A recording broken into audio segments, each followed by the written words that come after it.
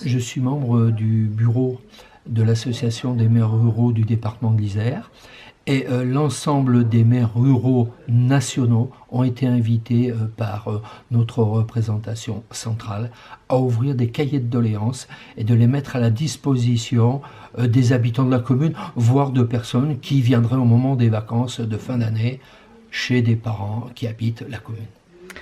Qu'est-ce que vous avez déjà regardé?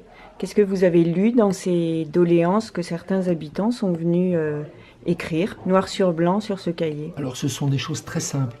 Il n'y a aucune haine, il n'y a aucune volonté de s'approprier de quoi que ce soit. Ce sont des choses qui tombent sous le sens. Par exemple, un simple exemple, nos anciens présidents de la République coûtent une fortune à la France, disent-ils. Ils veulent que ça change, que l'on assure leur sécurité, c'est vrai, ce qui est normal parce qu'ils ont pu prendre des décisions graves à un moment ou à un autre, qui en font des cibles potentielles, mais pas plus. Et on a une quantité astronomique d'exemples. L'exemple des retraites. Les gens me disent, des gens qui ont 80-85 ans, mais on n'a pas volé notre retraite.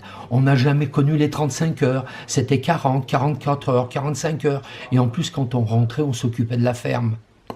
On n'a pas volé notre retraite. Et en plus, pour nous récompenser, quand on avait 20 ans, on nous a envoyé 3 ans d'Algérie.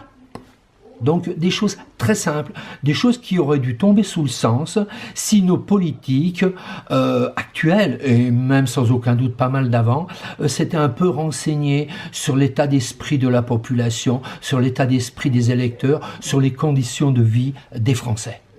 Est-ce qu'à ce titre, vous pensez qu'il est déjà utile, ce cahier de doléances? Il est utile, pourquoi? Parce que pour le moment, rien n'a été fait, strictement rien. Alors demain matin, on va peut-être nous proposer un référendum sur le nombre de parlementaires. On se pose la question de la nécessité de ce référendum, puisque 80% des Français sont pour une diminution drastique des sénateurs et des députés.